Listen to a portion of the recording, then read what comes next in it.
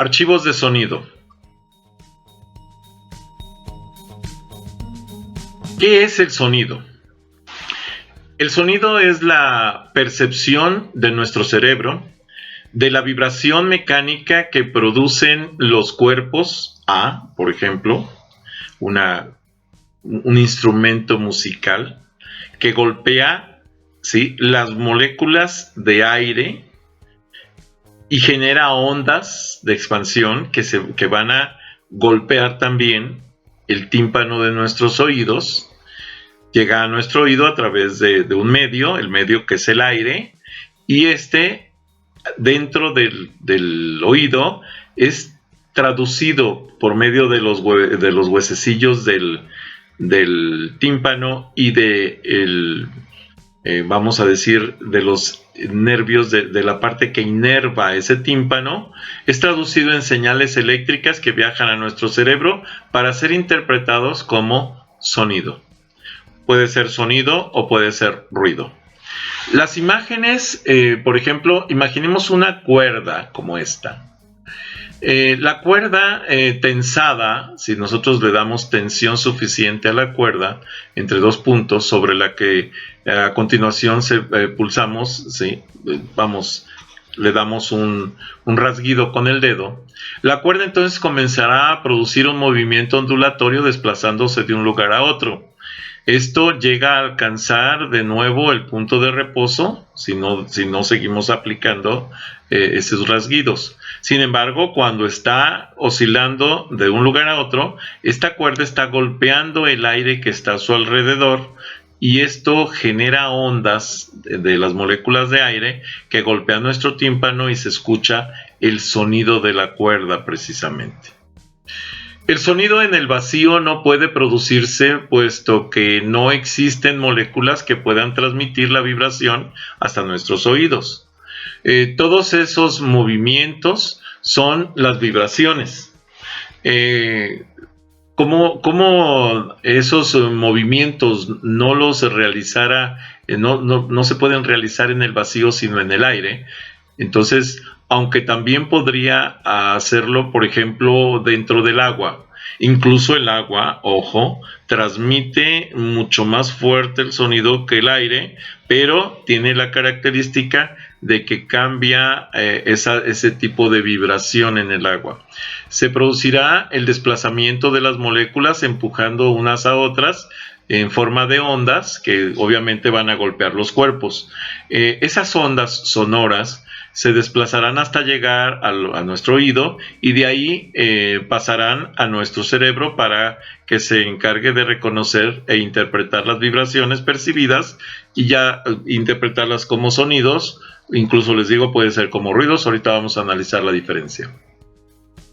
El eje vertical representa la amplitud, o sea, de aquí a acá, eso se llama amplitud de la onda de sonido precisamente, que estaría en relación con la intensidad o fuerza con la que se produce la vibración.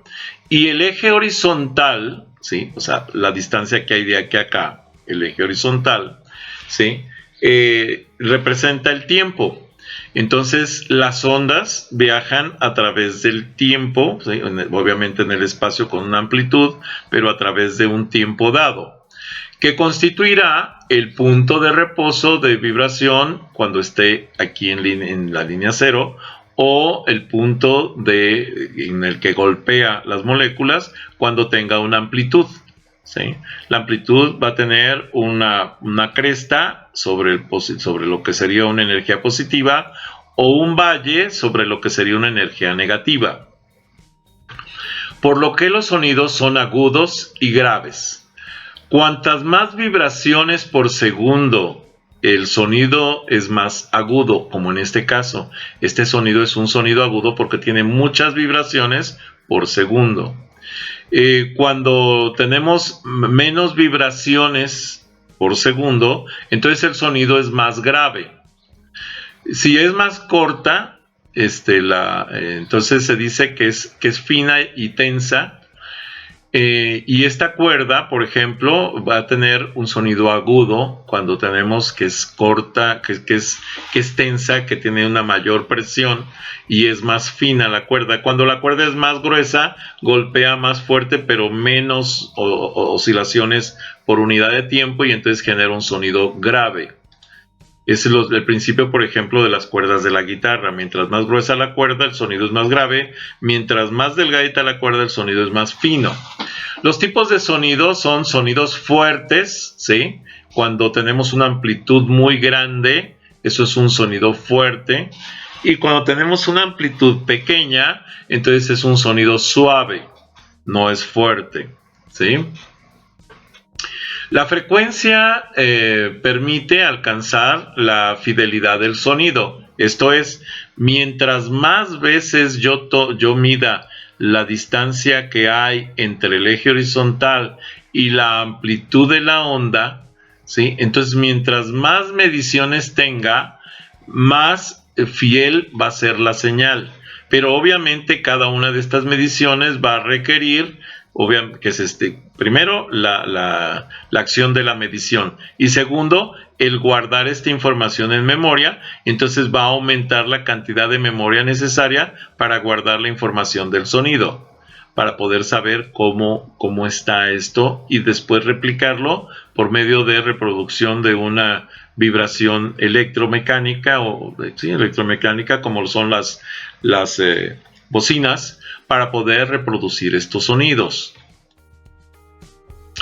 Las frecuencias de muestreo de sonido, tenemos velocidades de muestreo, por ejemplo 11.025, 22.05, 32.000, estos son hertz. ¿Qué es un hertz? Un hertz es un ciclo por segundo. Si lo vemos aquí, podemos decir, esto que estamos viendo aquí es un hertz. Un ciclo. Vamos a suponer que esto es un segundo, entonces esto es un hertz. ¿Sí? Es un ciclo por segundo. ¿Por qué digo que esto es un ciclo? Porque si nosotros giramos esto para acá, se va a formar un ciclo así. ¿Sí? Es un ciclo.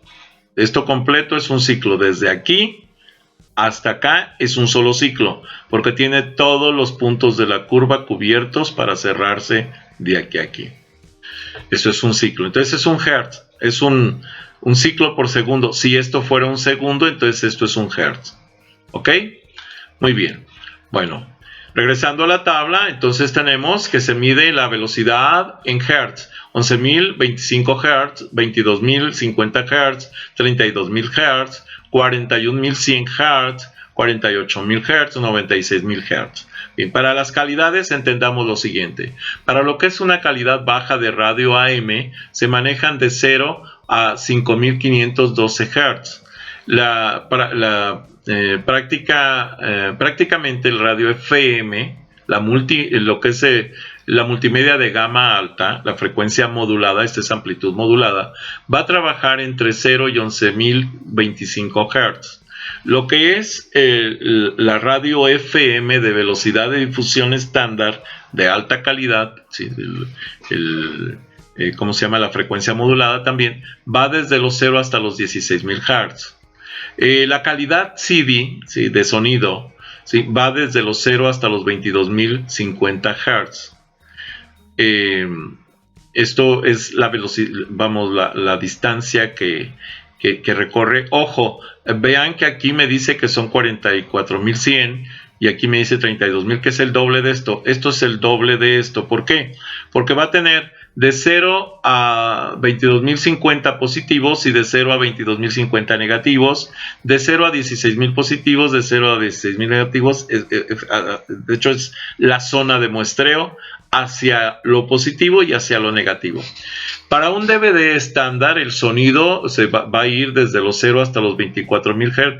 Ven que no hay mucha diferencia con el CD. Sin embargo, ya para lo que es el DVD de alta gama,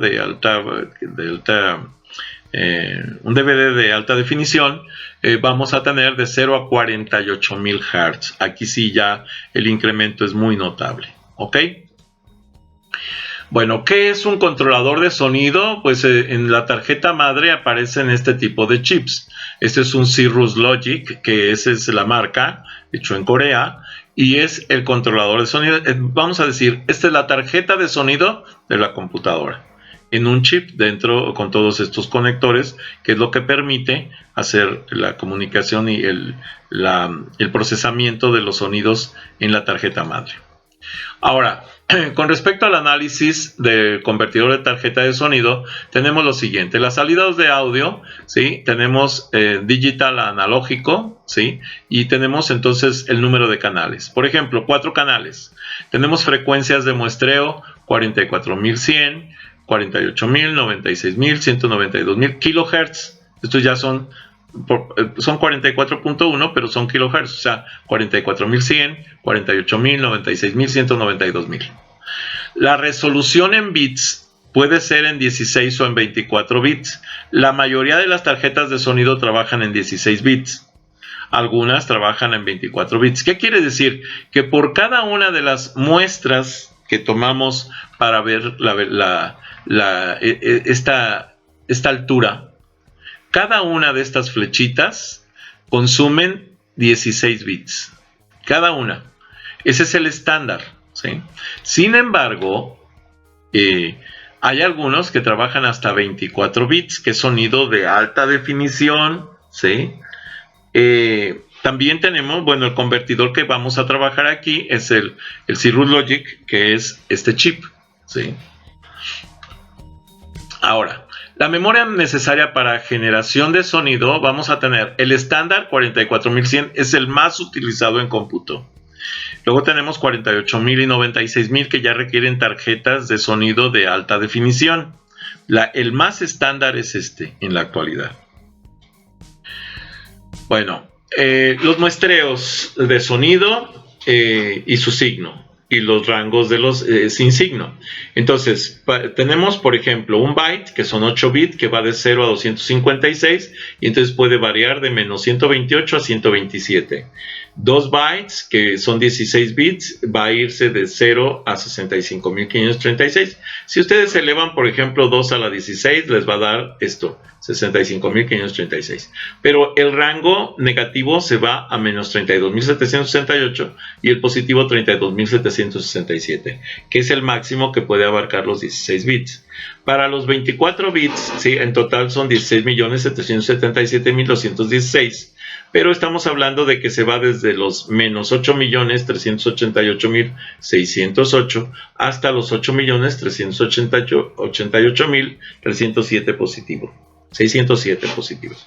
Y 4 bytes, 32 bits, que puede ir hasta los 4.294.967.296. Y obviamente la mitad será negativa, obviamente en par, y la otra mitad impar va a ser positiva. Decíamos entonces que la frecuencia, ¿sí?, del muestreo es la cantidad de ondas por unidad de tiempo. Eso se llama frecuencia, la cantidad de ondas por unidad de tiempo. ¿Qué es entonces la digitalización del sonido? El sonido normalmente se genera en forma analógica. Esto es, se forman ondas, ¿sí?, que tienen, una continuidad. O sea, las ondas de sonido son constantes. O sea, el golpe en la atmósfera, en lo que es el aire, por las cuerdas, por ejemplo, es constante. No genera puntos específicos. Sin embargo, para poder ser analizados por la computadora, se da un proceso que se conoce como digitalización. Y entonces existen varias formas de trabajar la digitalización. Una, en este caso, que es por amplitud, ¿sí? Entonces esto es la cantidad de energía que tiene por amplitud, ¿sí? Eso sería una forma de trabajar las ondas de sonido. La otra, ¿sí? Por ejemplo, aquí tenemos un cambio de amplitud, reducimos la amplitud y ampliamos la amplitud, y esa es una forma de poder generar ceros y unos para transmitir información sonora. Ahora, también existe la frecuencia, en donde podemos tener ceros y unos, y esta es modulación por frecuencia, esta es modulación por amplitud. sea, guardar información en bits, ¿sí? Por amplitud, guardar información en bits por frecuencia, pero también tenemos el cambio de fase. O sea, que vamos a tener fases negativas y fases positivas, en donde podemos tener, por ejemplo, los ceros sin cambio, y cuando tenemos un cambio se presenta un 1, y así. Y esto se llama modulación por fase. Son los 3 tipos de modulación que existen. Con respecto a las velocidades de muestreo para la digitalización del sonido, ¿sí? Vamos a tener, por ejemplo, el voltaje nos va a permitir manejar la amplitud. ¿Sí? Esto es, tenemos que medir el voltaje para ver a qué altura se encuentra cada una de las muestras. Luego, esto nos va a generar columnas, como aquí, que son las distancias que hay de lo que es bueno, en este caso sería el centro, el eje, ¿sí? Hacia la parte positiva o hacia la parte negativa. Y vamos, la digitalización se va a transformar en analógica, que es esta onda, a digital, que serían estas líneas. Esto es una digitalización. O sea, la onda tiene esto. Aquí tenemos una frecuencia mayor, una frecuencia media, una frecuencia baja. ¿Sí? Entonces, esto es precisamente la conversión digital. ¿Sí? Y esta conversión digital nos lleva al manejo de frecuencias. A mayor frecuencia, mayor exactitud en la generación de la onda. A menor frecuencia, obviamente este sonido va a sonar muy robotizado por la frecuencia tan baja. También tenemos la comparación de lo que sería el número de bits. ¿De dónde a dónde se va a manejar los bits? Bueno, si yo trabajo 16 bits, solo puedo medir ondas hasta esta distancia. Pero si yo tengo ondas mayores a esta distancia, ¿qué pasaría? Pues que tendría que cortar el pedacito nada más de la onda y todo sonaría aquí plano, ¿no? Porque no tendría realmente esta forma. Porque ya no me alcanzaría estos bits, 16 bits, para poder darme más valores. Mientras que si yo trabajo 24 bits, obviamente me va a permitir medir amplitudes mucho mayores, ¿no? Entonces esto también tiene que ver con la calidad del sonido. Tenemos entonces una señal analógica y una señal digital. Esto es el comparativo entre señal analógica y digital. Es la misma representación de la onda, solo que aquí es en onda continua y acá es en onda discreta, o sea, por cambios de columna. Esto es digital, esto es analógico. El reloj de muestreo es el número de veces que se mide por unidad de tiempo, y la señal binaria cuantizada es precisamente la altura que tiene medida en bits, y esto es lo que nos va a dar la formación de la onda de sonido ya en forma digital.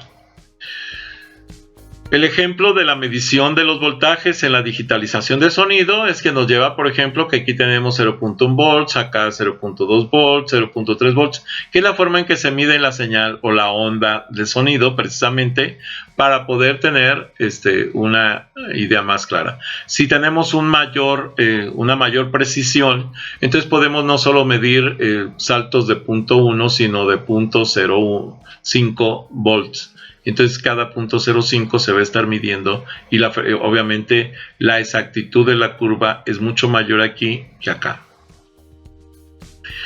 El análisis de los voltajes utilizados para la digitalización del sonido nos lleva, por ejemplo, a voltajes que van desde el 0 probablemente hasta el 10 o 12 voltios, ¿sí? Y esto nos va a permitir medir la amplitud de la onda, ¿sí? Sabiendo que todo lo que esté en este caso por debajo, por ejemplo, de 5 va a ser negativo, y todo lo que esté por arriba de 5 va a ser positivo, o de 4, ¿no? O sea, realmente el 0 no nos, o sea, lo podemos fijar arbitrariamente acá o aquí en medio, porque nos permite ver la distribución hacia lo que es la parte positiva y la parte negativa.